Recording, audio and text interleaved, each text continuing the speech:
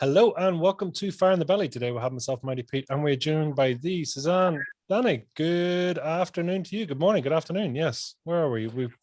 We're all over the world today, so welcome. I'm in Central Europe, in Denmark.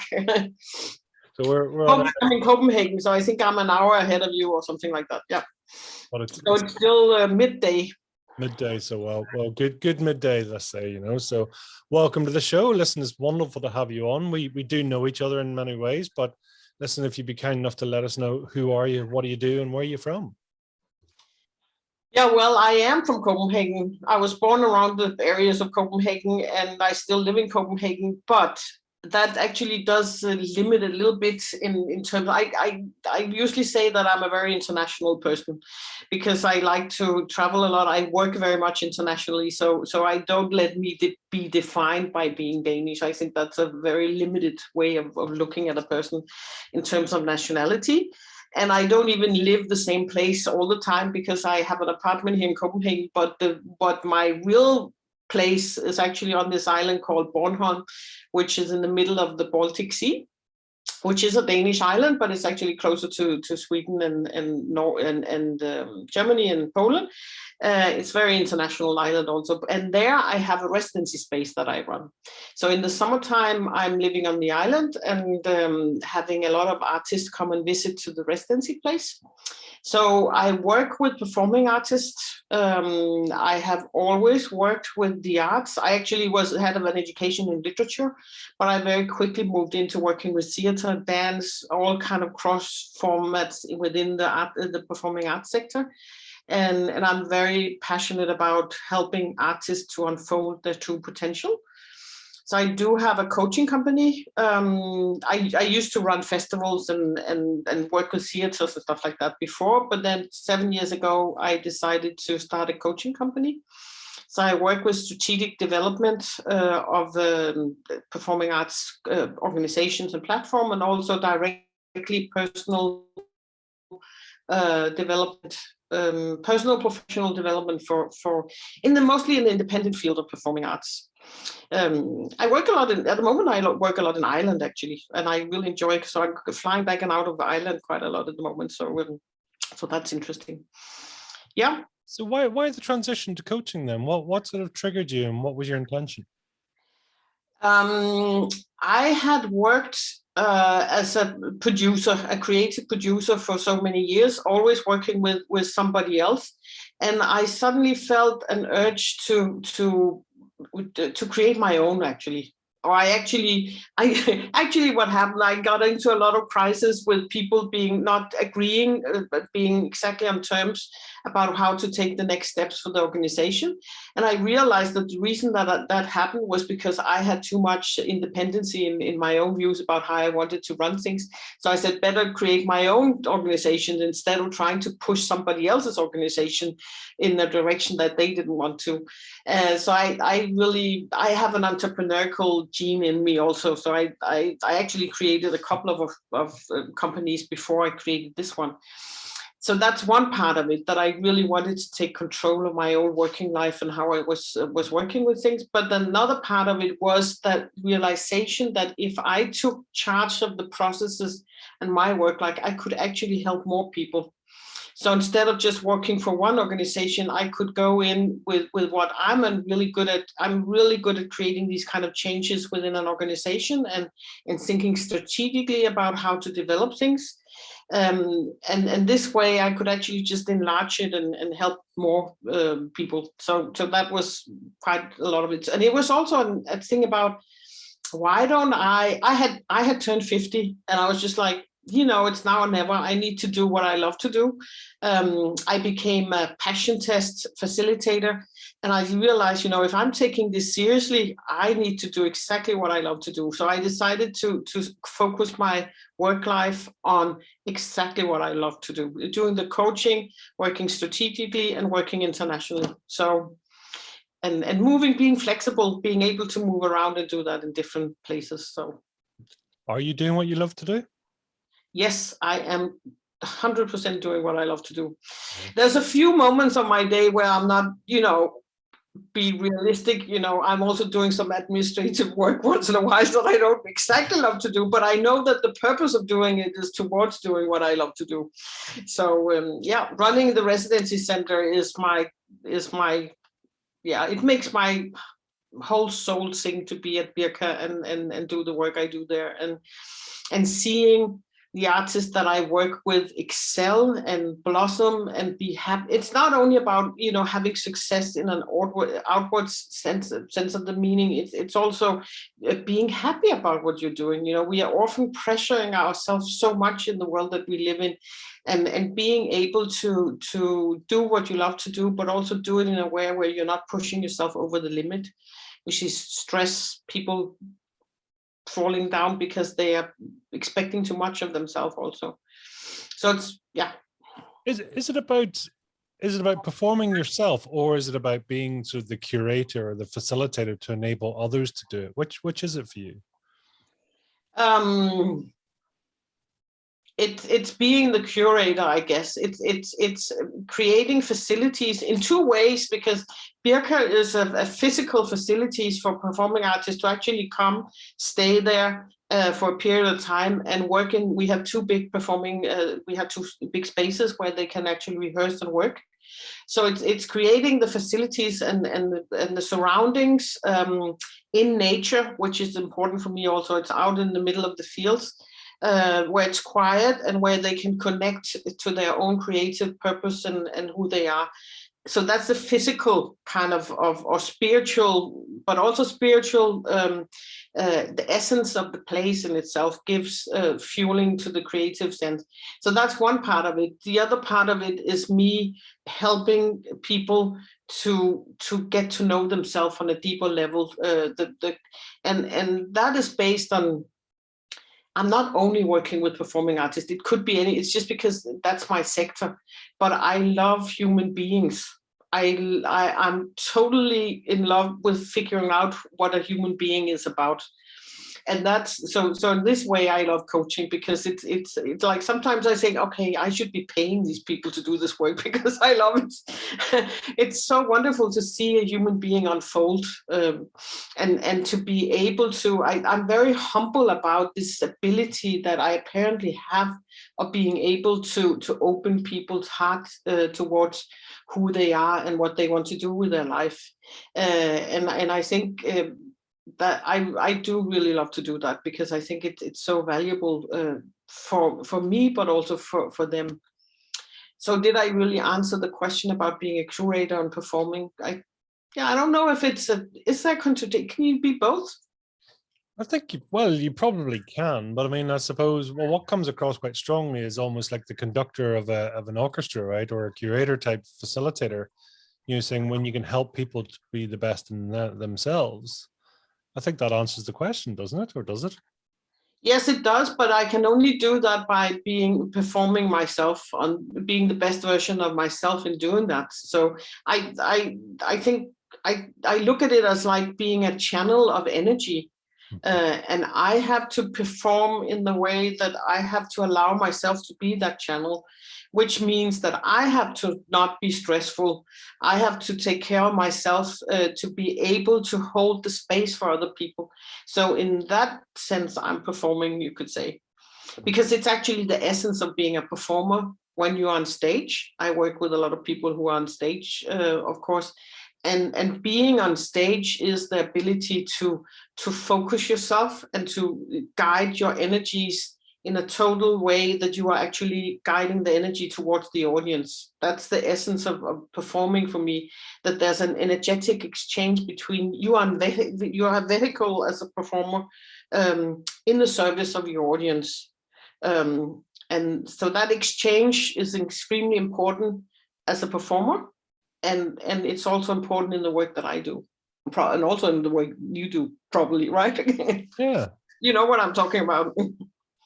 Well, that's interesting. I mean, is it, in your view, is it more important to be of service to the audience, or should it be that you are just of pure service to yourself, and then the audience will naturally get it if you are being the best version of you?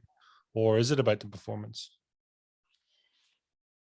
I don't think there's any contradiction there. The more you are in service of yourself, the more you can be in service of an audience, because it's a joint energy field anyway. Yeah, we are all part of the same energetic. It is our quest as human beings to be as clearly in service of ourselves. So the energy that we are sending out, no matter what we're doing, is clear, is clean, as clean as it can be. So we tap into this unified field of energy that is around us, as a service to ourselves, but also as a service to other people. It's like we are never separated like that, in my views. No, it's beautiful to be one and the same, as you say. It's in service of self. We probably it's not even, it's also extended to the world in a larger sense. It's not even other human being. It's like I actually have made it a habit for the last 5 years that I do a morning ritual every day. And it's a ritual that I also teach most of my clients, and it doesn't really matter what you're doing. Yeah, it does matter. You can, of course, you can go into different ways of doing it, but the essence is that you give yourself a moment every day to connect to who you are, and you allow yourself to have a space to do that. And I ask myself, I have 8 questions that I go through with myself, but in recent years, the ritual has been taking me more and more into a form of it's almost, actually, it is an old shamanistic ritual, to ask yourself. So what I do is I give, I honor the place that I work and live in, and I honor the people and natural beings who has been part of this place and be part of creating this space. And I honor all the natural beings and all the trees and stones and grass and birds and everything that is around me as being a part of me. And I honor then the people and natural beings who will take over after we are not here any longer. And then I give thanks for being in this vibrant connection with the universe.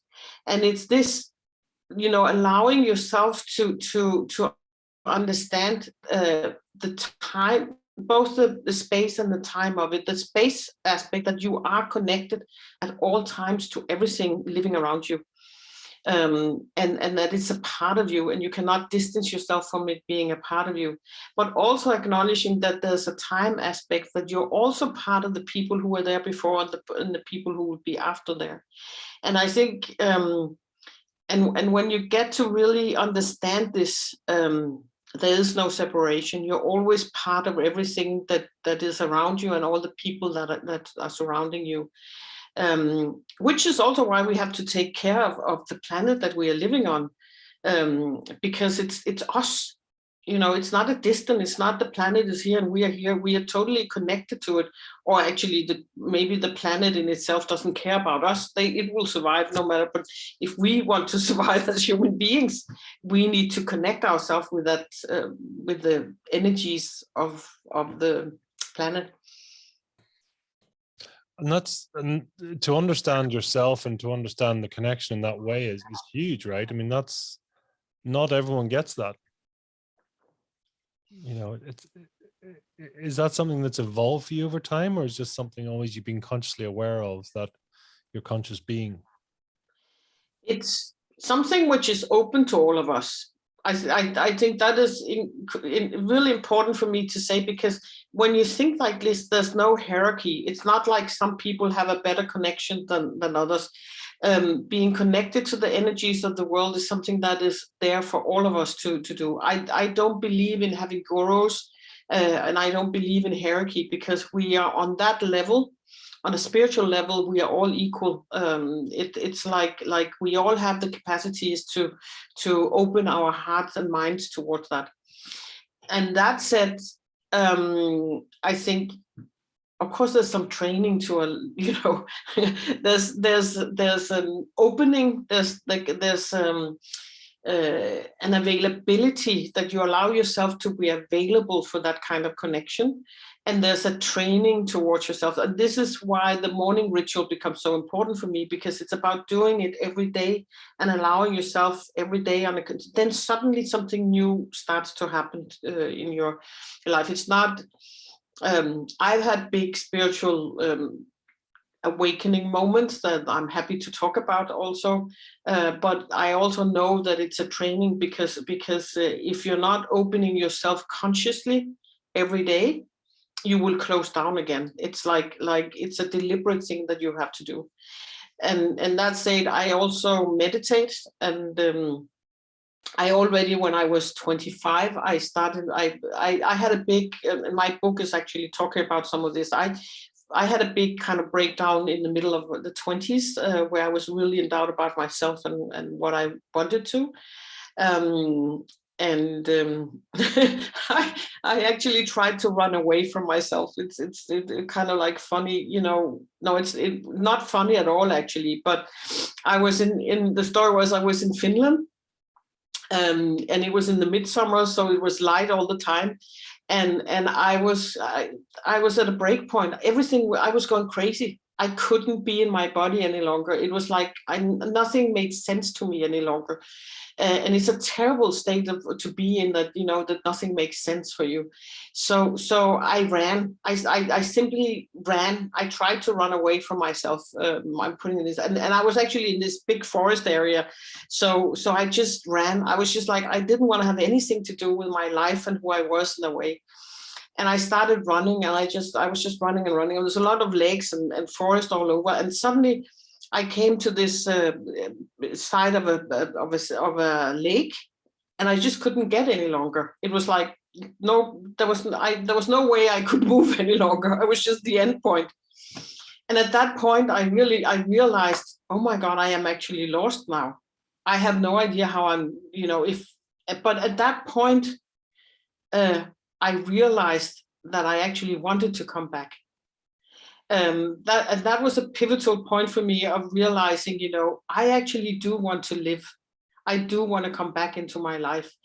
And I had a hard time finding my way back, but something guided me to actually be able to find my way back. But remembering this, you know, standing on that side of the lake, and that feeling of actually wanting to live, although my life was shitty and I didn't know what to do with it, that there was a force of life in myself that I really wanted to do this life. And from that point, I changed my life, because that after that I went home, and I went into this. I searched for spiritual guidance, and went into this spiritual center in Denmark, and I learned to meditate, and that's where my road of getting to know myself started, because I knew I had to do something to get back. I physically found my way back to where we were staying, but I also had to find my way into the soul and human being that I was, and that took time. And I did some serious work in therapy and spiritual opening work and meditation. And then I kind of flashed into raising a family and getting my husband, getting my education, and things became into a normal life again. But I always kept touch of the instruments of meditating. So once in a while, I would still meditate, just to connect to that part of myself. And I never lost touch of that moment of realizing, you know, I want to fight to have my life. So later, when I started breaking, you know, after we kind of all do that. I think it's a quite normal thing when you're in that whole turmoil of having kids and family. You're just it's kind of like surviving, and you want to do your best for your kids and your spouse and your job, and time is just running really quickly, and it's you're just hanging in there and doing good work. I did great work in those years, but I was not present in myself in the same way. And after I turned 50 and my boys was getting old and leaving the house, I realized, I started breaking again. and the crackers was there, and I realized, I didn't really, I left myself again somehow in those years. And then I had a serious turnaround to get back to myself, and starting my own company was part of that, getting back to myself. So that journey I had from after 50 was quite, it was the second part of the journey, but I always had some of the instruments, and I think I survived by having some of those instruments and returning to them, even though it was very slowly, very infrequent, you could say. Do you think, I mean, was that necessary to go through that journey to evolve and realize who you are? Is that part of the process, do you think? To do several journeys,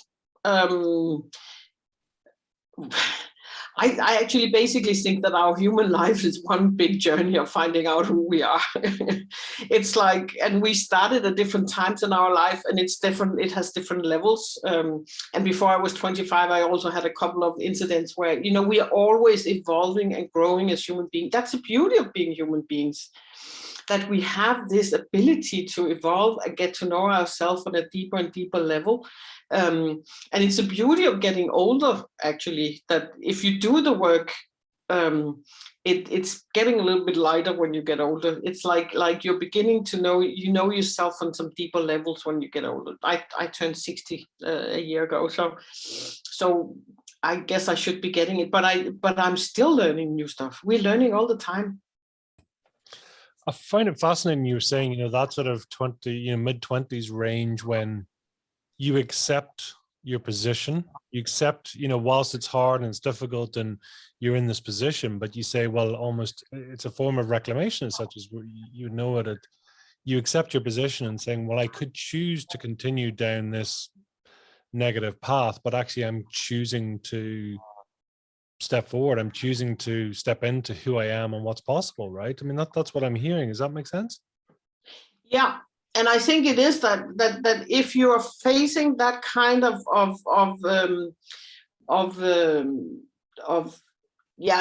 I was probably in a depression state of close to suicidal thinking, which a lot of us are encountering in our lives.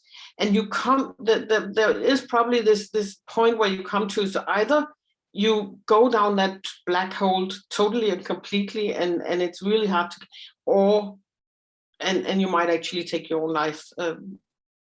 Unfortunately, a lot of people do that because they cannot find that spark of the life force that forces them to actually fight to come back into their life.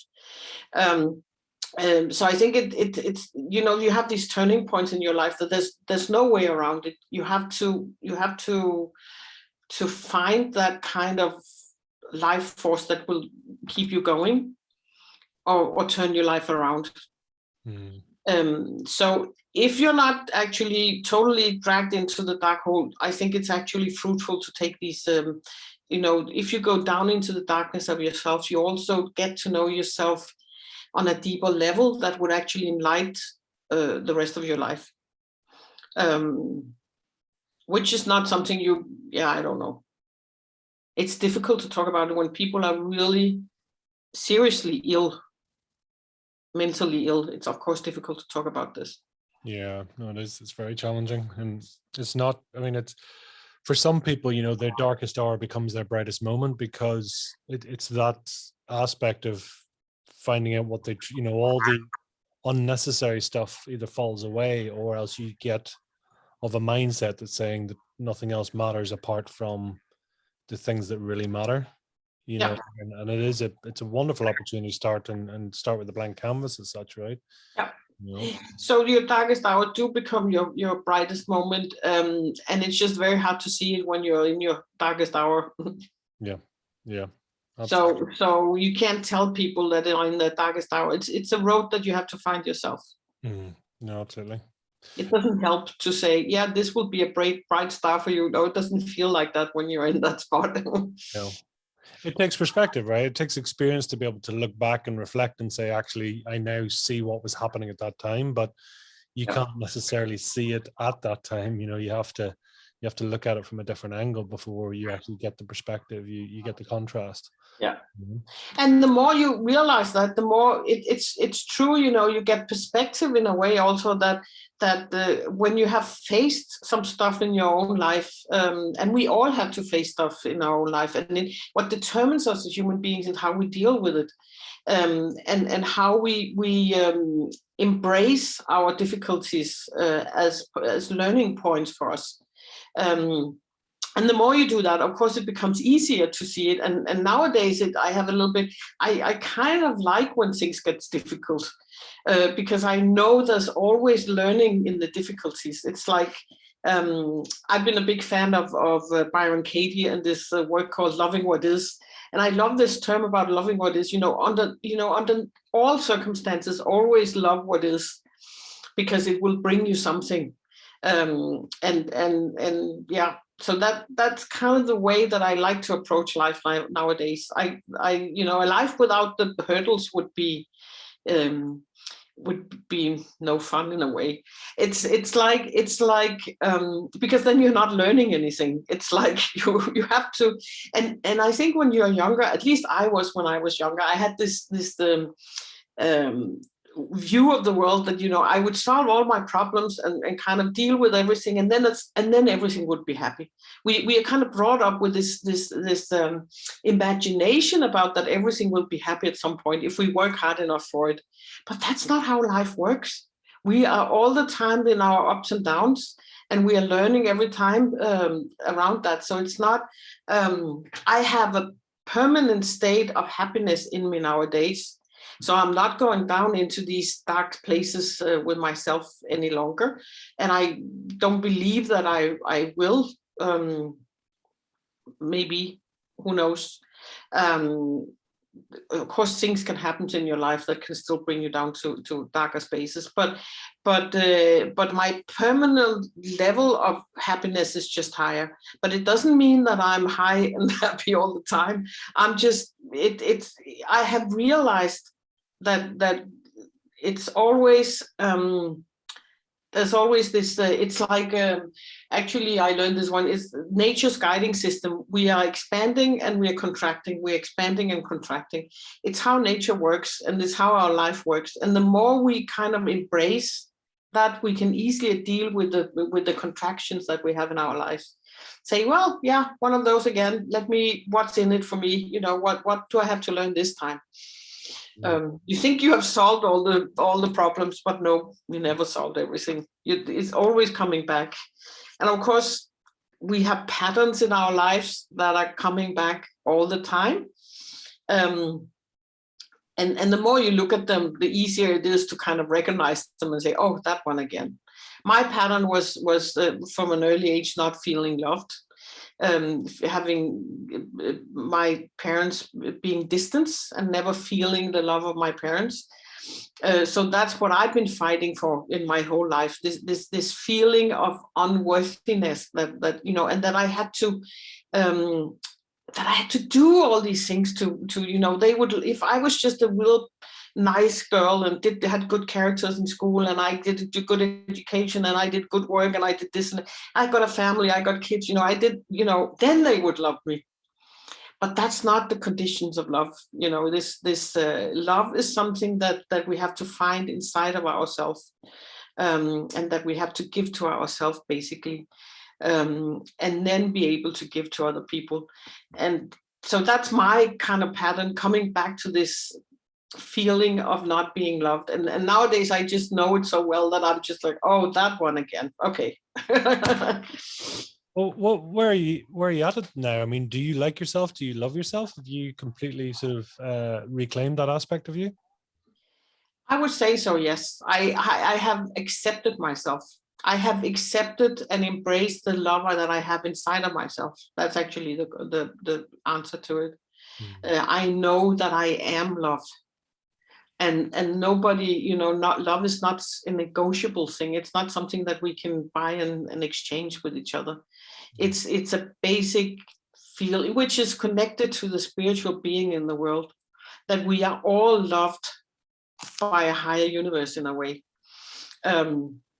I'm not religious in that sense. I'm not talking about we all loved by God, but it is like what they're talking by Christianity is also talking about this essence that because we are energetically connected to each other, there's no way that we cannot be loved. So yes, in that sense, I have reclaimed it. Do you think, I mean, do we all come into this life loved, and then it's what happens after that sort of changes our future accordingly? Do we all come in equal? Yes, we all come in as high spiritual beings, being totally present and loved. Talking about the little baby, it quickly goes wrong, but at that moment, yes, we all come in loved. So what we do and act negatively in the world is something that has been impacted on us in different ways, and of course we get so often the spiritual journey or the self-development journey that we have to go through is unpacking all the influences that we have from our early life, and then there's something there also that we are also epigenetic. A lot of people talk about epigenetics, that we are actually in our genes impact by our ancestors. So yes, to the small baby just coming out is a loved being, totally in love, in this essence of being energetically connected.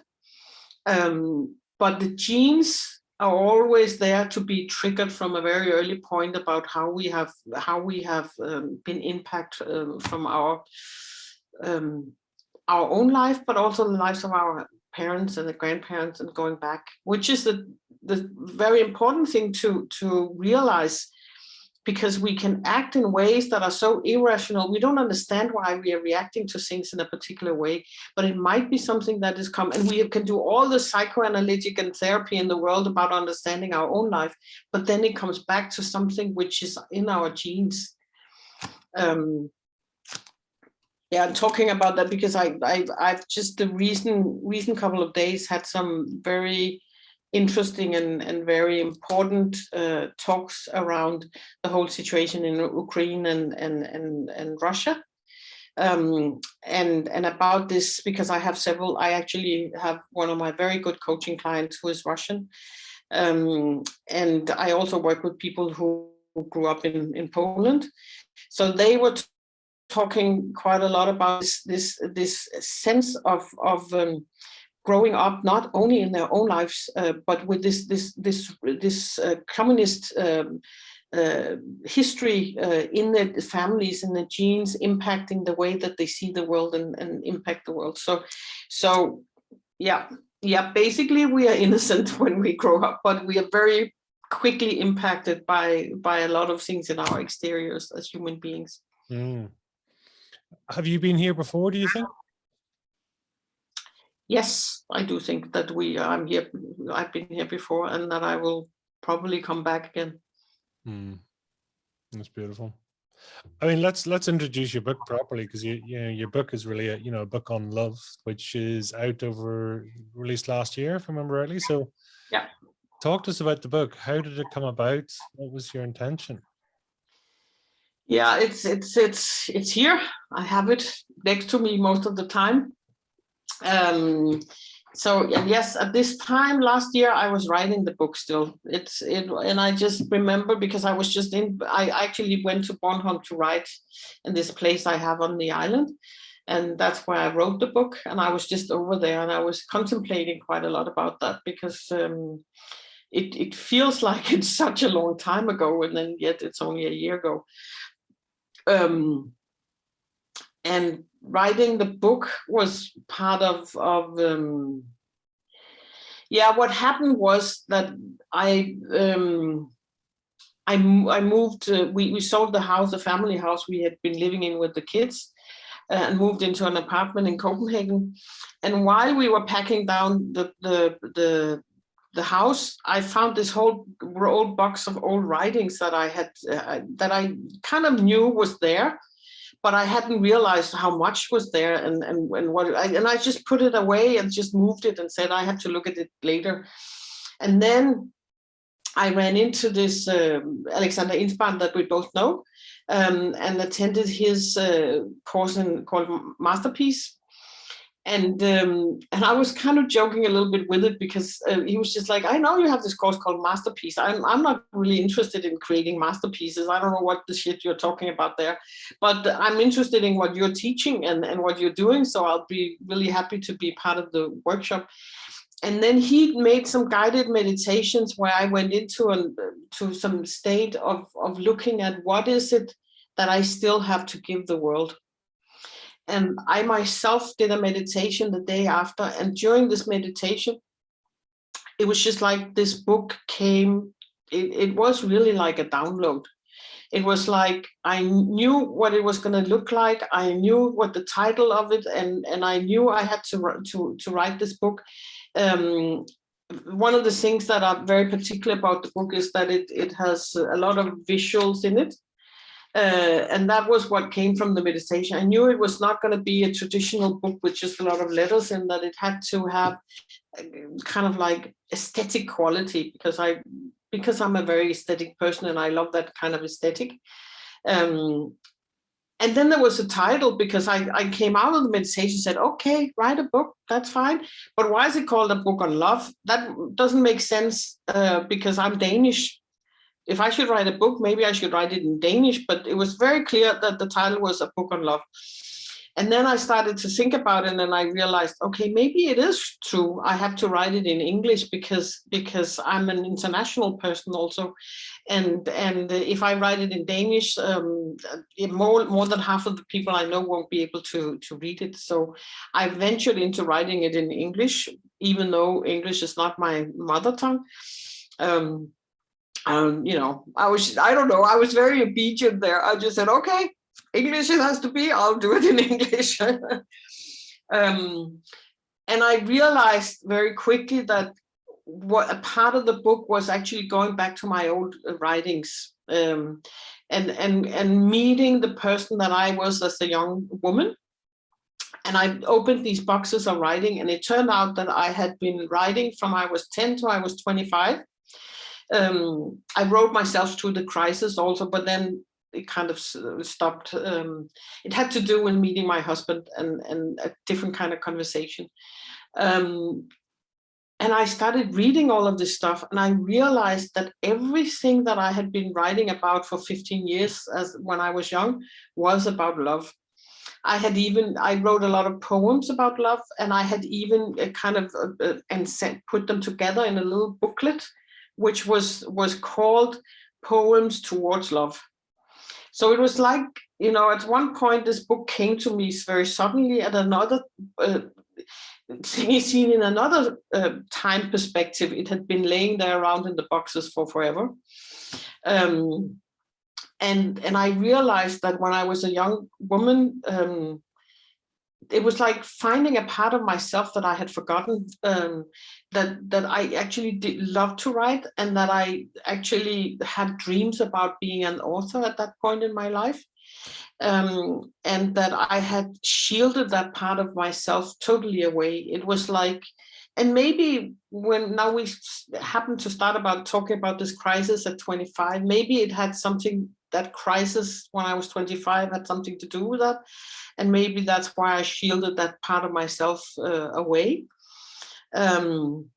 It was too vulnerable. And the text, the writing was too vulnerable, and it was too vulnerable to stand up for being a writer, and which also had something to do with that I because I was so interested in literature, I actually studied comparative literature at university. So I came into all these circles about very masculine, kind of academic kind of writing, and engaging in the world. And what I was writing had nothing to do with academia. It was very emotional and very feminine in the writing that I was doing. So I put it all aside, and now I had to find it again. I had to study that young woman that was me, and look at her writings and understand her perception of love, and come back to the writing that way.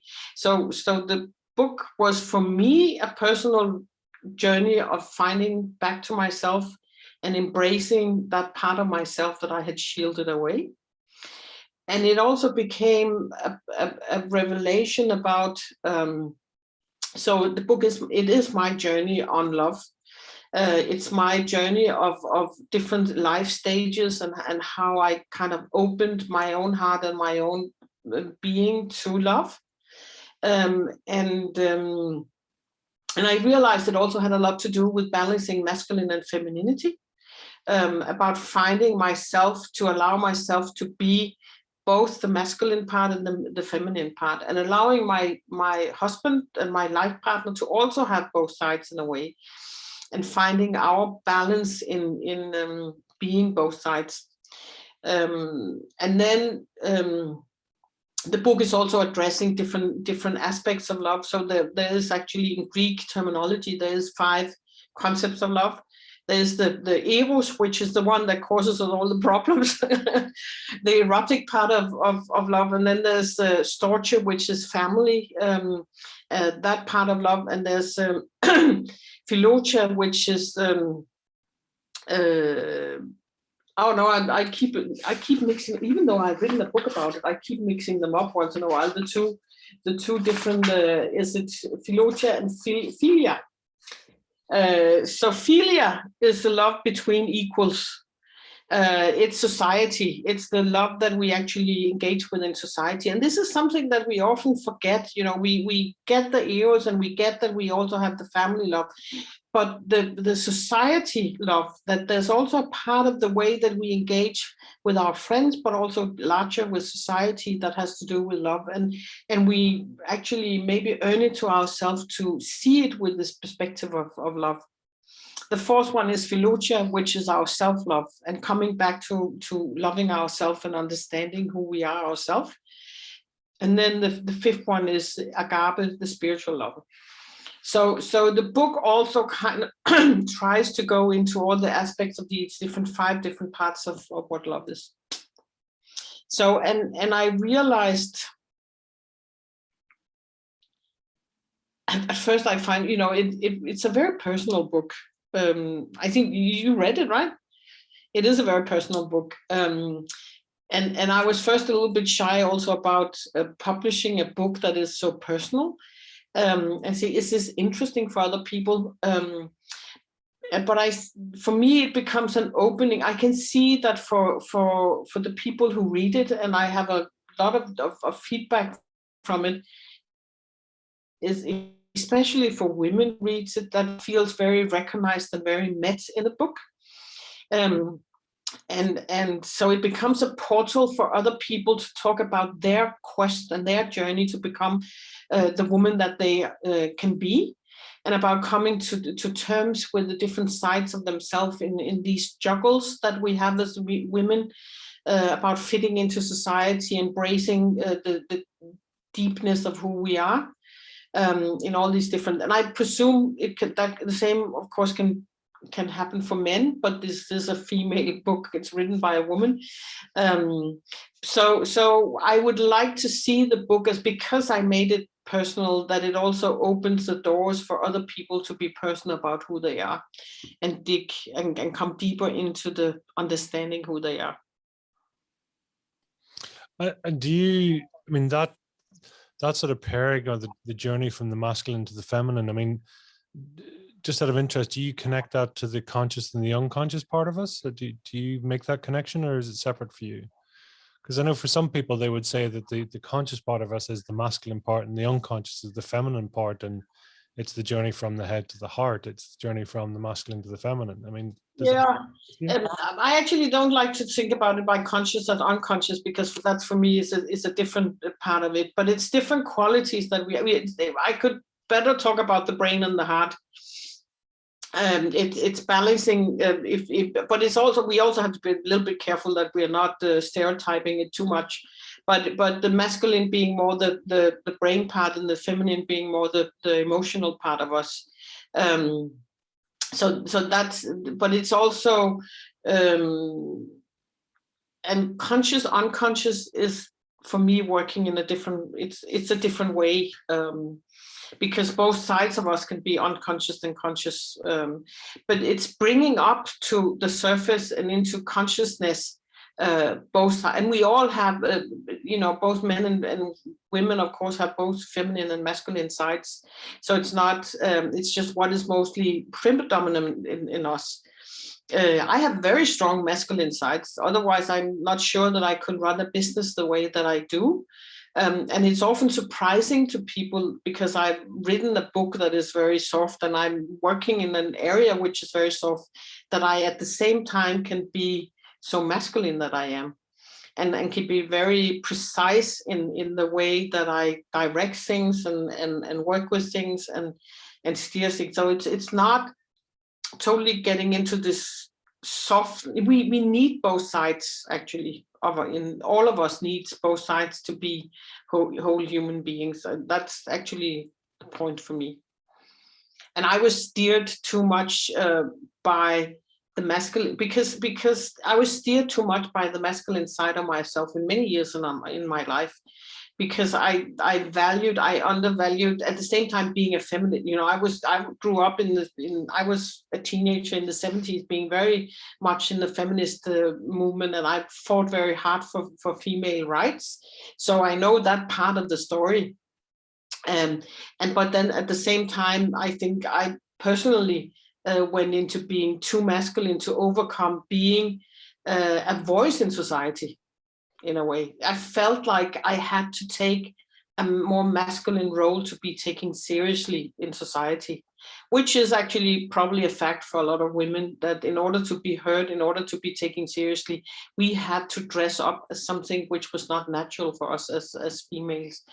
And the last period of my life has been coming back to the more feminine side that was inside of me, and saying, and now I have to be here and be a voice which is also more feminine. Does that make sense? It does, I think, and quite often it's not a sort of a yes/no binary answer. Probably it's the ability to, as you say, in potentially in your role, that you need to be on the masculine side, but then to be able to be in flow state, to be conscious, to be a creator, to be a performer, you need to be in the feminine side. So it's a bit of both, actually, and it's the ability to to identify with both, and the ability to transfer between both. That's a skill, right? That's a life purpose, if I've understood it correctly. Yeah, it probably is for all of us. And what is so wonderful nowadays is, of course, to hear the young generation talk in much more non-binary terms. I love that development, that hopefully we have been part of creating circumstances for young people to not feel like it's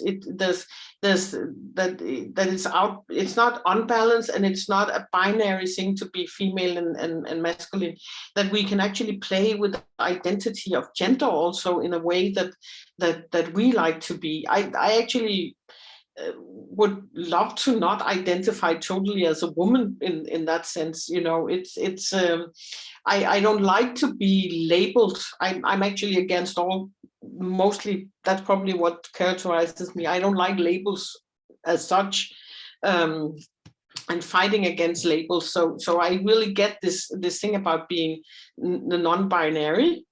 And unfortunately, now we have had a movement also where we are very keen on labeling ourselves in all different kind of queer aspects and stuff like that, instead of just saying, no, we're human beings. That's what is important. And we have to embrace ourselves as human beings. And honestly, I also think, nowadays I'm actually happy that I grew up a woman. I wasn't always that. When I was younger, I was just like, oh my God, we have to do everything twice, more or less, as women. And nowadays, I'm just like, it must be hard to be a white man nowadays. There's a whole different kind of journey going on there that must be a little bit difficult to find out what is the identity that I stand by as a masculine being. Mm. Where are you most in flow state, out of interest? Do you know? Where's what? Where would you find yourself most in flow state? Where are you most creative or most in touch with yourself and the divine, if you like? In terms of the female masculine, or in terms of? Well, in terms of, I suppose, in your daily life, I mean, if you're looking to create, or you're looking to, really identify with your potential, or, a place where you have the least resistance, let's say, where would that be for you? Some people, they talk about being on stage, or some people they talk about if they're creating programs, or some people are writing or whatever. It's their most natural state, if you like. My natural state is being in dialogue with other human beings. Okay. That's where I'm mostly in flow, but I can only be that if I'm also close to nature. So this is why Birka and Bornholm is so ideal for me, because it's out in the nature. Now I'm sitting in Copenhagen, and I do have a couple of trees out here, and I'm just like hanging onto them, and I'm looking for the birds. I need to be in that state of connection with nature. But on Bornholm, it's there. I have my trees, I have my birds, I have everything around me that connects me to who I am. And then at the same time, I open the space for all these really incredibly interesting artists that I can hang around with and talk with. So that's why I love being there, and why my soul is singing when I'm there. And also this and that then combined also with this really true sense of being where I'm supposed to be, like that I have a special commitment and purpose in running that space and being the guardian of that space, energetically. It's energetically, actually. It's like understanding that I have a really specific role to play in keeping that space alive. And making sure that the energy of the space is fueling the artistic creation. It's a combination of if there was no people there, I would be bored in a while. I love the communication with other people. Well, that's what I was going to say, because I mean, it's a real mix, right? Because I'm curious that all your writings from when you were young is almost, that's a semi form of escapism, it seems, so it's and that was not with communicating with others, but then you've, whether it's identifying with yourself or discovering yourself, as you say, this journey that you've been on, then suddenly it is actually the ability to communicate not with yourself or through an imaginative process, but actually through others. But then there's part of you that actually meditates to connect with yourself. So it's just interesting. There's just an observation. Yeah, that's a great analysis you're doing here. But you realized all the writing that I did as a young was about the lack of communication with other people.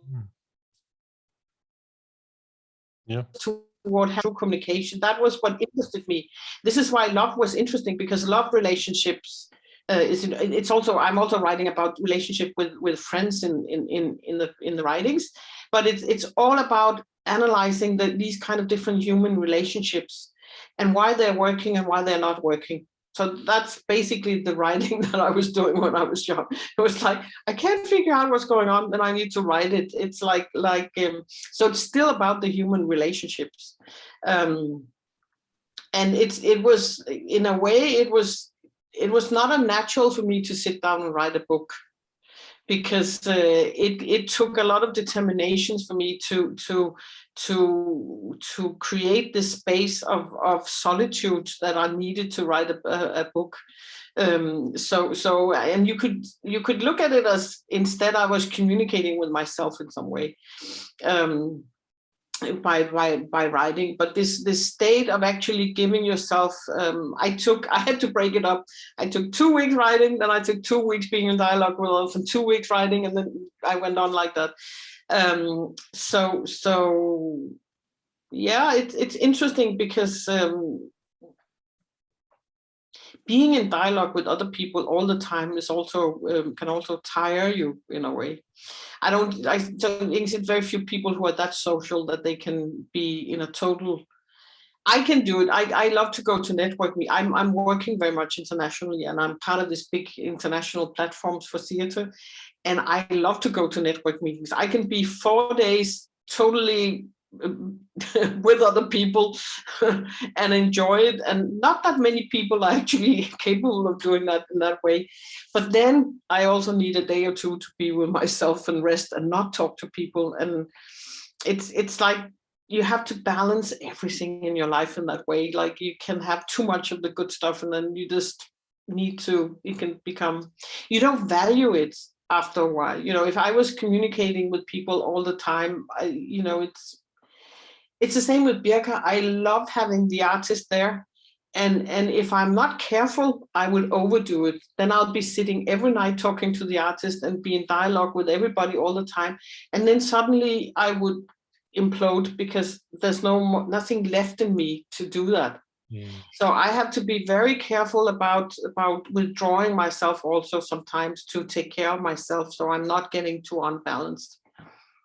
As I was going to say, I mean, self-care, self-preservation, are you an oversharer in some ways, or are you able to now monitor, from experience, say, I understand how much I can give and then how much I need to retain to build my own reserves back up?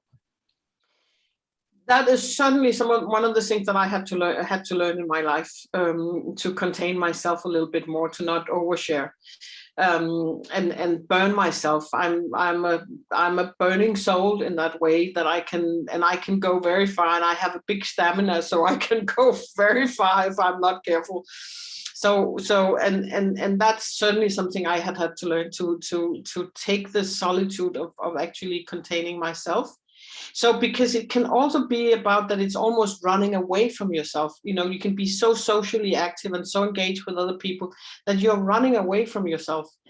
And I do not want to run away from myself, because I also know that at some point it can tip to the point where you're not being anything for anybody any longer, because you're just overexhausted.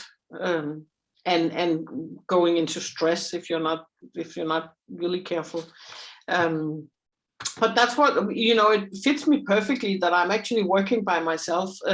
I've been thinking about a couple of times to have people employed, but I get a little bit tired with just the idea of having people employed. Because this is perfect, because then I have my own stamina to take care of in my working life, and then I can engage with people when I'm engaging. But then I work with myself at the office the rest of the time. So that way I balance it. It's like, yeah. The idea of just being with other human beings all the time is kind of like, no, that doesn't work. Do you like your own company out of interest? Are you good? Are you good being by yourself? Yeah, I like being by myself in short periods of time. No, I actually went a couple of years. I went on a silent retreat, and that was a challenge for me, and it was interesting for me to do. And I think most of the people around me would say that's not going to happen. There's no way she's going to be silent for 3 days. But I actually realized that it was really wonderful, and it was wonderful because you don't have this. You're not disturbing yourself with having to relate to other people all the time. So you can allow yourself to go inward.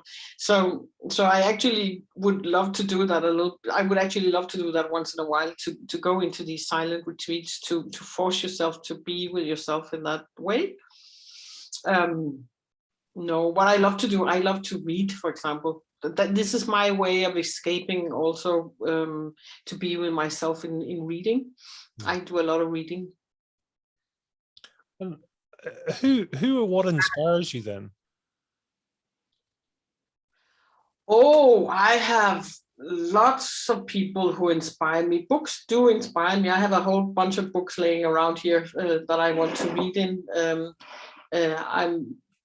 So books have always inspired me, and interesting people. Yeah, I meet people who think differently.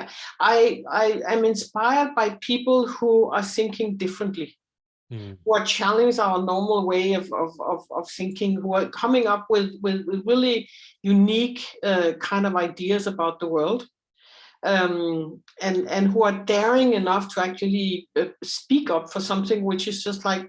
That's why I work with artists, because a lot of artists are actually in that sphere of thinking completely different.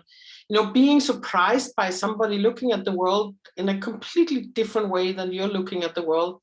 I'm very careful about listening to the people who think so differently about the world than I am, because that's who I will get inspired by and who will challenge my thinking. I love to be challenged in my thinking. It's that contrast, isn't it? It's sort of, that allows us a completely different perspective, that if you can be open enough to understand why they think so differently, and you can see it from their angle, right? That's the biggest margin of potential learning, right? If we can do that. Yeah. But then, of course, there's also a limit to what I want to use my time to. So I probably, even though I know Putin is thinking very differently from me, I don't need to use a lot of time listening to what he's saying. If you get what I'm saying, it also has to be inspiring or putting it. I'm at base, I'm also very humanistic.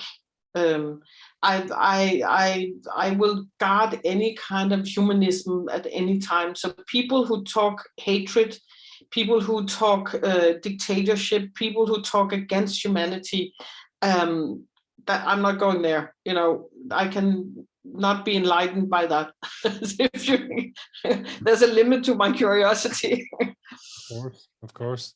It's that, yeah, it's that ability. I mean, how do you stay focused? I mean, do you set goals, set agenda for yourself? Because I mean, you have the opportunity to be incredibly sort of wide and diverse, but then how do you make sure you stay on track or on focus or on purpose, if you like?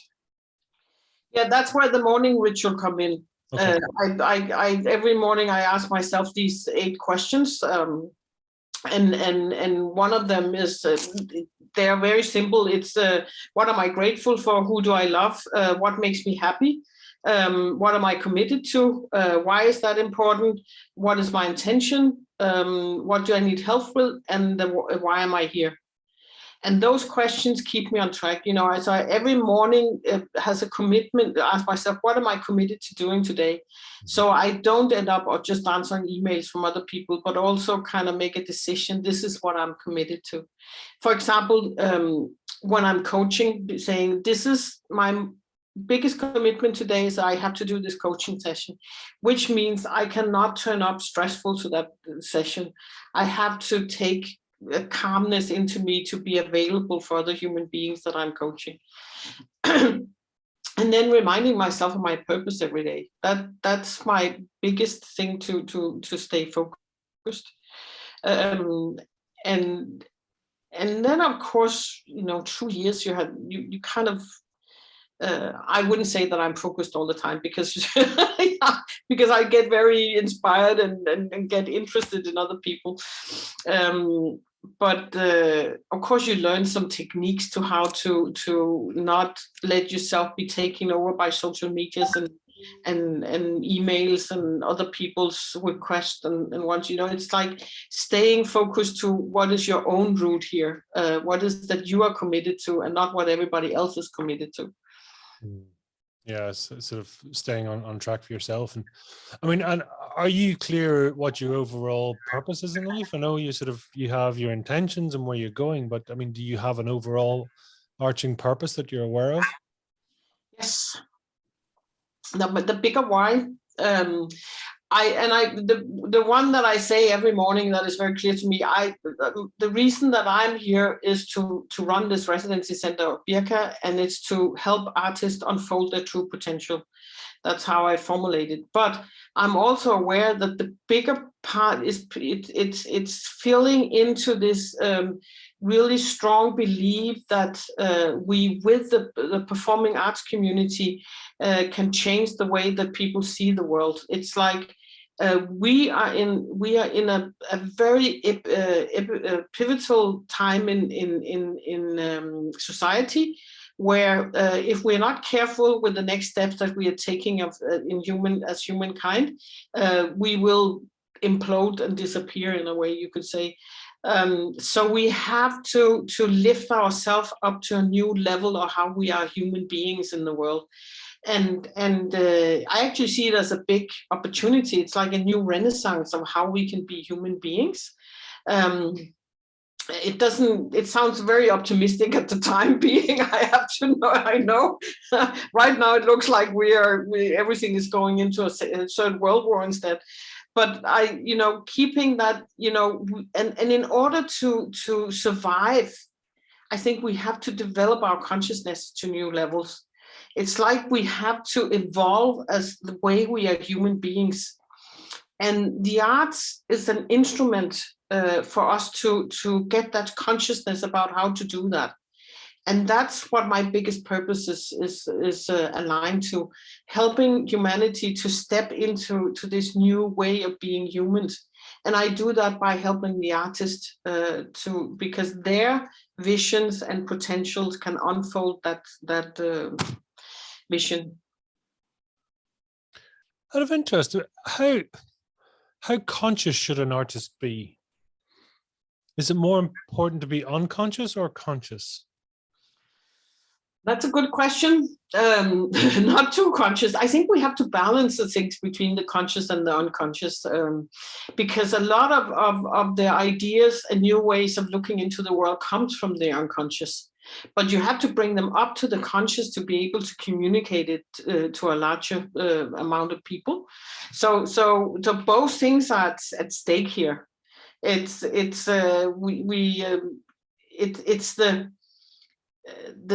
daringness to go to new levels of your own way of being a human being that is beautiful as an artist. Crazy stuff coming up, like you're just like, where did that come from? But being daring enough as an artist to go into those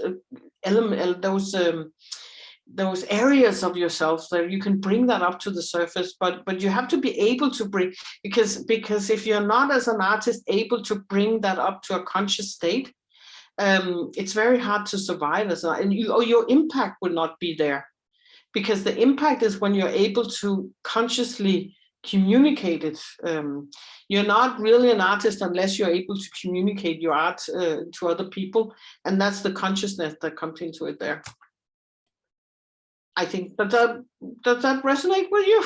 Yeah, no, just because I'm just reflecting back to, we're talking about, performers on stage, and are they performing for their greatest self, or are they performing for their audience? And it's that, when we are an artist, and that's the thing, so if we are performing unconsciously, then theoretically it's the most intuitive, connected part of ourselves that is presenting potentially. Or is it the conscious part? And then how do you know that it's not the ego part that slips in? I mean, it's that is really an interesting question there, Peter. And and it actually comes back to something I wrote at my thesis on at university, also about this guy called Anthony Nateau, that has been very inspiring for me in my life.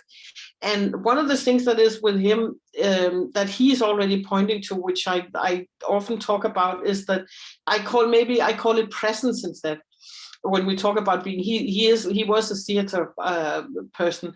It's like this, that you are never fully present, because we are already born. You're fully present when you're born as that little baby, and that's where you're innocent enough to be there. But from there on, we are always representing something. There's always this element of representing. So the whole battle or quest is actually between being present and being representing. And the more aware, so so saying you can never be just totally present on a stage and communicating, because there's always this element of consciousness in it. That is, you can say that's the consciousness part. But the more aware you are of it, and more aware you are of that there's this duality in all of us between presence and representing, or conscious or non-conscious, the more aware we become about it, the more we can get close to being present in that spiritual sense also. No, it makes a lot of sense. It's being present in the now is such, it's almost a lot of what Eckhart Tolle talks about, the present, the purpose, the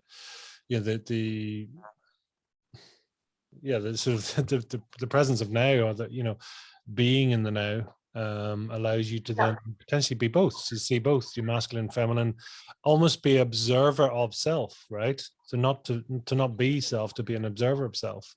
Yeah, and I was very inspired by Eckhart Tolle and the power of the now. That's 20 years ago, and still I think he's really brilliant and a very inspiring person. And the readings, they're so intelligent. They're so just full of this kind of life. And that's true, but he also talks about this observer, right? There's always this, you have the presence of being in the now, and at the same time there's an observer. It's the same thing that happens when you're meditating. It's like you can only let go of yourself in very few instances. You can train yourself to let go more, but it's always in this state of that there's the observer at the same time as the presence. So being totally present is actually not possible, in my view. You can try to be it, and the more aware you are of how it functions, the easier the more you can be in that present moment. Yeah. Well, that's it. I mean, it's sort of, it's like I quite often I like to ask people, I mean, how close are you to your true self? And well, define your true self and define who you are, and then you need to observe yourself, and to observe yourself you have to step outside of yourself, so then you're not yourself, right? So it's like an impossible puzzle, but it's just curious to how people view it and just where they're at in their lives. But that's the interesting part, that it's an impossible puzzle, and the more we just allow it to be, yes, it's an impossible puzzle. But that's the beauty of it, that we live in this duality of being present and not being present. It's our physicality, actually, that's, if you're a spiritual being, the body is actually just a barrier. It's what are we doing with this body if we want to be spiritual beings anyway? But no, we are here in a physical body for a reason, because there's something we can do in a physical body.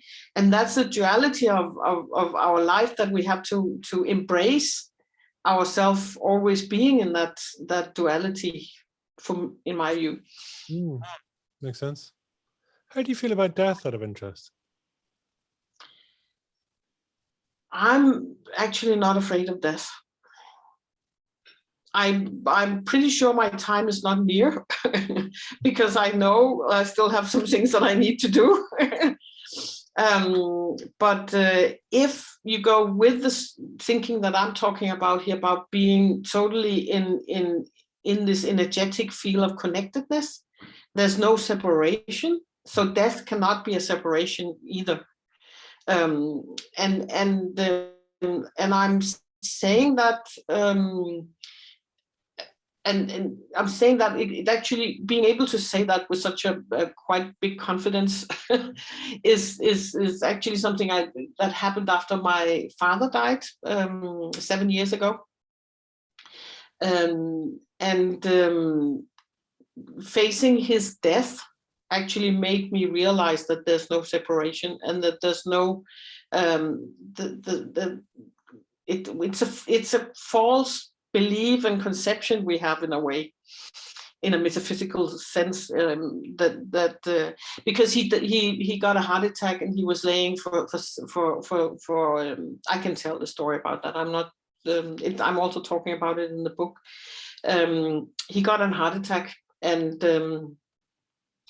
I felt him when he got the heart attack. It was like he came. We were in Madeira, and we were traveling around in the car, and suddenly it was like everything in myself zoomed in, and I had my fire, and I saw my dad laying on a hospital bed and getting heart massage, and I saw him kind of leave his body, and then he talked to me and said, "I'm tired. I can't do this anymore." And I talked to him speechless, talked such a strange way, because it's not talking in a normal sense. And I said, "It's okay, you can let go. I totally understand it." And then he said, "But I'm afraid." And I said, "That's also okay. If you decide to stay, I will help you." And then he decided to stay. He was actually, it turned out that he was actually on a hospital bed getting a heart massage, and they only saved his life because he was in the hospital. And he then decided, his soul apparently decided to stay. And it was just like, my husband was sitting next to me. I was not driving the car, fortunately. And he was saying, "What happened? You were just totally away." It was like a very, very strange experience. And of course, when you experience something like that, you know that everything is larger than what we think. And then I went to his bedside while he was laying at the hospital, and I sat down to meditate next to his bed. And at the moment I sat down to meditate next to his bed, I kind of knew that he was going to leave. And I also was conscious about that there's something I had to do for him, because I promised, I had never been sitting with a person who was dying. So I had no idea what I was supposed to do. I was just like, what am I actually going to do here?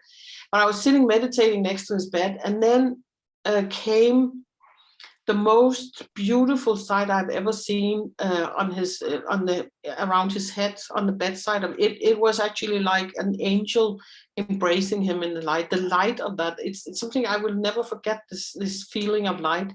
It was like there was an angel embracing him from the end of the bedside, and it was just a beautiful light. So I knew from that moment, I said, no matter if he stays or if he leaves, everything will be okay.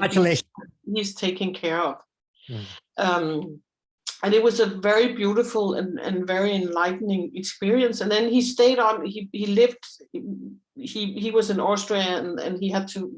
They took his body back to Denmark before he died, and a week more passed, and I was taking a walk in the forest, and suddenly he came to me again. He said, "It's time. Now I have to let go."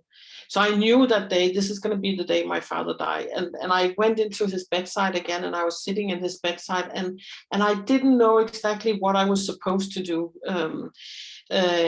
And then I just sat down and I talked to him, and I said, I took him through this storytelling about how we were walking together as a family to on the island of Bornholm, where we were had a summer house. And I told him this story, which was I don't know where it came from. And it was like, it was physical. It was like I could smell where we were. I could feel the wind in it was like very, very strange thing. And I told him this, and we walked out to the cliff, and I said to him, "Now you can let go." And at that moment, he let go of his body and left and died. And I said, okay, somehow I managed to do what I had promised him to do anyway. And so him dying was a very, very beautiful moment in my life. It sounds strange because I was very connected to him. It was a big loss, but it was so beautiful, and it was so much at ease that now was his time to go. And that I actually, because I was open enough to embrace that there's more to this, I could help him cross in the right way.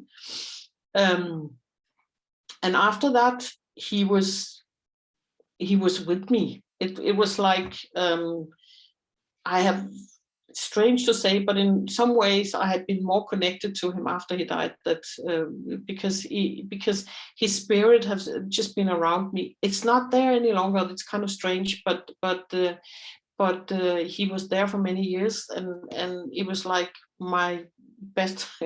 He was guiding me in so many years, in so many ways for me. So that story kind of told me that the conception we have of death is very limited. And for that reason, I know that I'm not afraid of dying, because I know that there's something more to it. Isn't it? And you can't unknow what you know, right? And that's a game changer there, to have had that connection and to have that experience with your father, right? That's and I didn't talk so much about it because I was also very cautious about talking about that. And I decided to talk about it, and I'm not talking about it in any places, because it needs to be the right context and the right place to talk about these things, because it is very hard to explain for people who have not experienced any of this.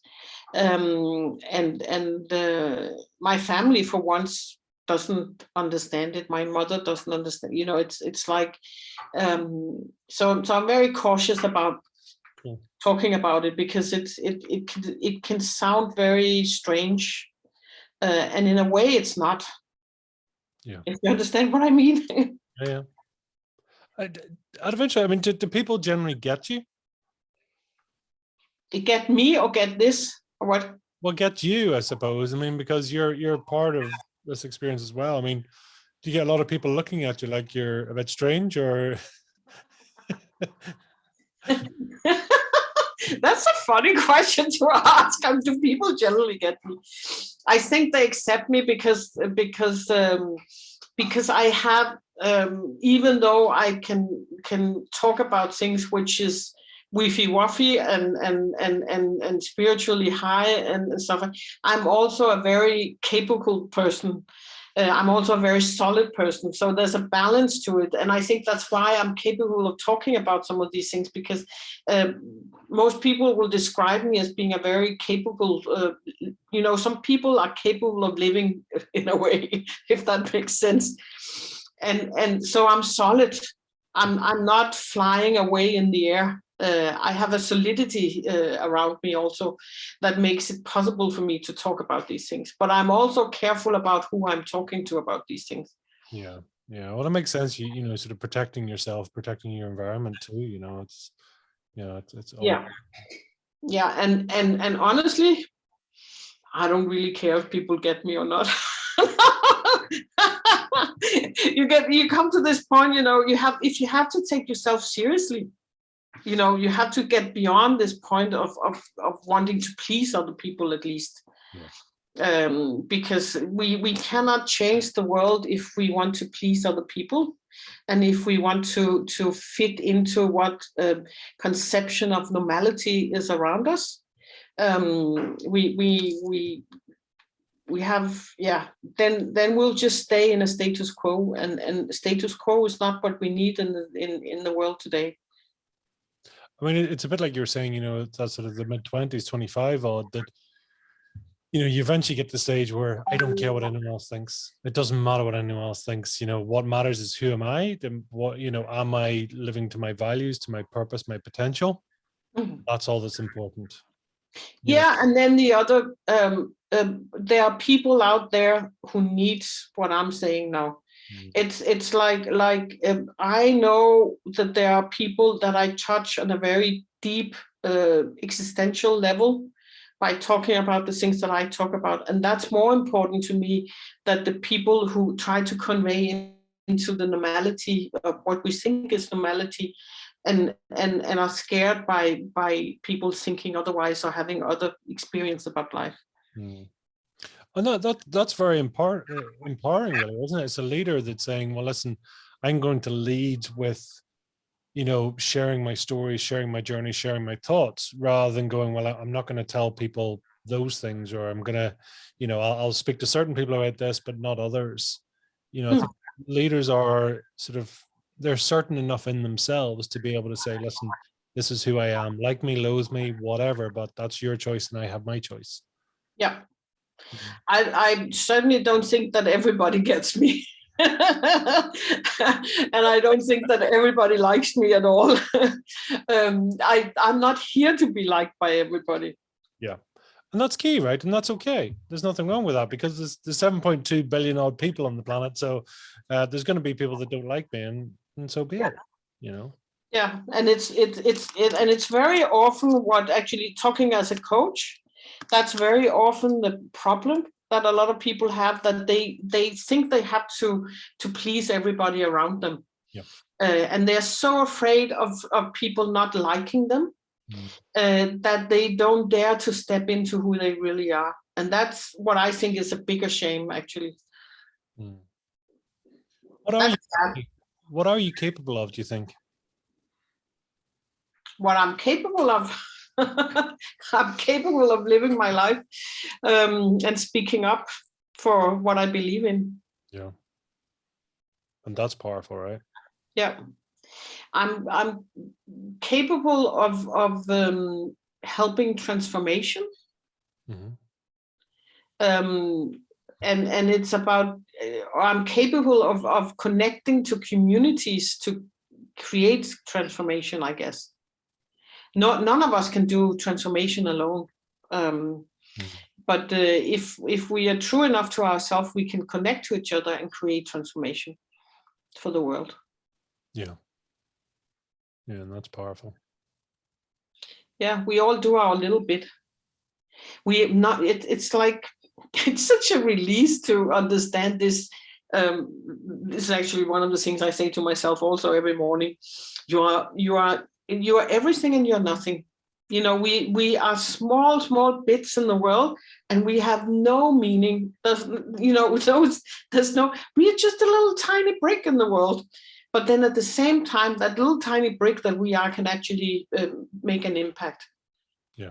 So we are always both, we are never really important, but we can make an influence. Yeah. Yeah, it's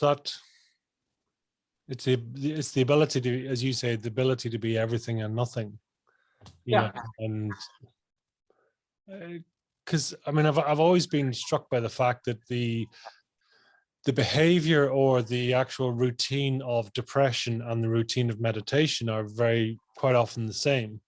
Both of them are silence. Both of them are retreating or retracting away from noise and environment and going back into a state of self. And almost to be ourselves as well, we almost need to retreat and retract, as long as it's done in a healthy manner, as long as it's done with the right intentions. Yeah, that was interesting. Yeah, so it's almost also, we can do it consciously or unconsciously. Yeah. And make decisions on which ways we take into that.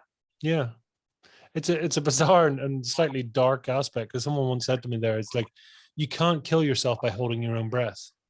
What will happen is the body will just faint, pass out, and then start breathing again. So I know it's maybe not a great example, but it's true. It's like we are in control to a certain point until the body says, yeah, that's just silly. So that's right. we're just going to knock you out. We're going to faint the conscious part of you and let the unconscious part of you sort of take control again and say, right, okay, let's. But that's a really good example of this all, and that we're everything and nothing. That we tend to think that we are so important and so, but no, we are actually not. Yeah. No, come to it, something is much bigger than us, and it will take over our breathing system, or whatever. I mean, I remember at first, at one point I found it's almost overwhelming. It's the fact when you think about the universe and you think about everything, and you're like, oh God, it's like, where am I? What am I? But then after a while, when you almost are able to breathe with it or be at one, and then you just go, yeah, it just is. That's okay. Yeah. And of course, there's a danger, and there is a backside to that we can actually begin to think with ourselves that it doesn't matter what we're doing, because the world is so chaotic anyway, and there's so many other people out there, and this is so disastrous, and there's all this war, and I can't do anything for the war. So then I retreat from everything because I can't do anything. But that's the also wrong path, because no, we can still do that little part that is our part here in life. Yeah, it's a bit of both. Yeah, no, that's it. I mean, there's always something. There's always, that opportunity to do something, but it's the smallest ripple, right? But that's, it's the compound effect. It's, little things done consistently, but if you're doing it from your purest and truest form, then it will have the biggest impact, because it has no other alternative agenda. It just purely is. And then, pure intention is probably the most potent thing you can do. It's saying, well, I'm doing it with no alternative intention. Yeah. And some people are meant to be and have a purpose to be big state leaders who have a big impact on what is going in world affairs. And some people are having a purpose of being great spiritual leaders who have another kind of impact of people. And some of us are just meant to say maybe one human being. You just have to allow for your own purpose to unfold. Yeah. To investigate what is my purpose, what am I supposed to do, because everything we do have impacts on other human beings. Yeah. And that part we have to take seriously. And if we're not, I often explain that to the artists that I work with, that if you are withholding yourself from the world, you are actually not allowing for the people who could be influenced by you to take advantage of that influence. It's not about you and your ego. Nobody cares about you and your ego, but the impact that you can have on other people, why won't you allow yourself to do that? Because it's important for them. Yeah. And that sort of fulfills one part of us, is to be of service, to be of connecting to others, but like you're saying yourself, it's the energies in the connection, the energies in the interaction with others. That's when the spark, the energy flows, and you feel most alive, right? Yeah, it's beautiful. It's beautiful. Tell me this, what's a guilty pleasure for you? Guilty pleasure. Oh, now we're going in a different direction. What's the guilty pleasure? I actually have a great love for life. I really love living. And I love traveling. So, and nowadays that's probably a guilty pleasure to waste the good climate CEO on flying. I really love to travel. I love to go to, and I think it's a part of this loving other people. It's loving culture and other places and different. It goes to all this sensorical kind of indulgement in smells and sounds and beauty and color, everything. And part of that traveling is also I also love food. That's my I don't think about it as a guilty pleasure, because I think it's important that we love food and that we eat quality food. But I love to go to really nice restaurants and have a nice meal. Is it the food? Is it the experience, the company, or the service? All of them together. Best case is all of them together. But there's something about in that way I'm a very sensorical person. And that's actually also what gives me the solidity of who I am, because I really like the physicality of being a human being also.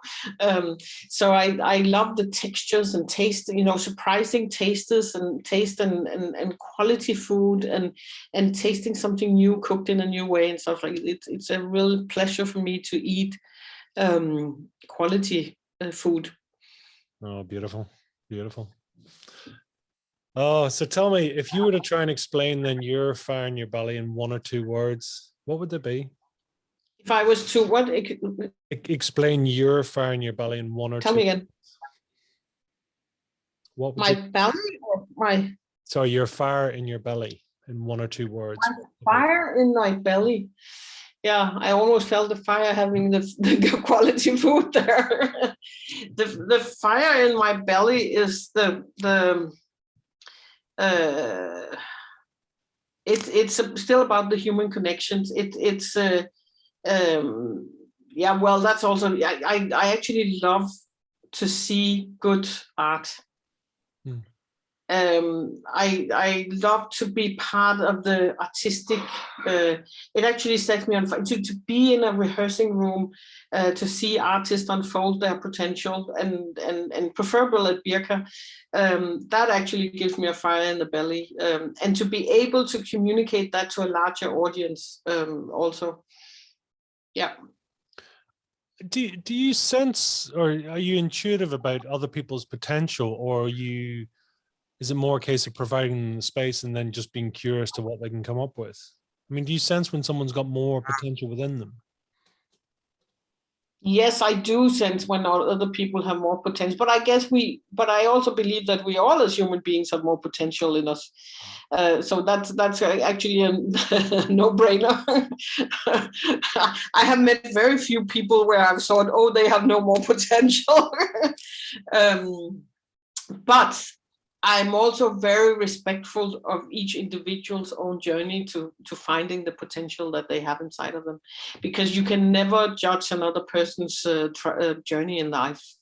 No. So I can give some instruments, I can ask some questions, but every human being that I work with or meet have to find their own journey. And that's the curiosity to actually see, when do they see the potential? When do they get that spark and see, oh my God, I can do more? That's really interesting. You know, we never deprive anybody of that moment of self-discovery. What they call, I think in chemistry, they call it an exothermic reaction, when you took two chemicals or two objects and you merge them together and they give off a heat or a flame or whatever else it is. It's beautiful when the person finds a part of themselves and you suddenly connect it in, and boom, it's beautiful. And I can help connect that, but it's not my process. Yeah, they have to do the work, because otherwise, if I go too far, that's the beauty of being a coach, that you have to really be aware of as a coach, to never overstep that own personal discovery, because it has to be their moment. Yeah. It's not my moment. It's their moment. Yeah, that's it. It's sort of it's to support and embrace them, but not to lead them per se as such, you know, not to take the moment away from them. That's where you have to persist as a coach, to not to really be aware that they have to find it, because it's so much stronger that when they find it, that then I tell them, you know, it's just a completely different thing. Yeah. So tell us, where can people reach out, find out more about you? Where can people find out more about the book and get a hold of the book? Yeah, the easiest thing is to go to my website, which is called www.danig, my last name, danig.dk. There's knowledge about the book and my coaching, and there's also a link to Birka. So everything is on that website. Wonderful, wonderful. And you can actually, there's also possibilities of signing up for some information sessions and stuff like that. Wonderful. So I'll be happy to be of service. That's all we are. We are all in service, right, for each other. It's all service and love and connection and growth. It's what it's all about, right? So, and now I have the sun. The sun have been moving while we've been talking, and now I'm almost all in the sun. You're fully lit. I love it. Is there a final message you'd like to leave with our listeners today? I actually just embrace the love that you have inside of yourself. Wow. And find the joy of this road that life is. It's beautiful. And thank you for inviting me into your space and your curiosity here. It's been wonderful. Yeah, thank you. Thank you for your time. I really appreciate you. And I've no doubt there'll be more books, I would imagine. So I look forward to the opportunity to talk again. Until the next time. I hadn't thought about having another book, but you heard it here first. There you go. I heard it here first. Oh, well. Thank you, Pete. You will see. Until the next time. Thank you very much. Bye-bye.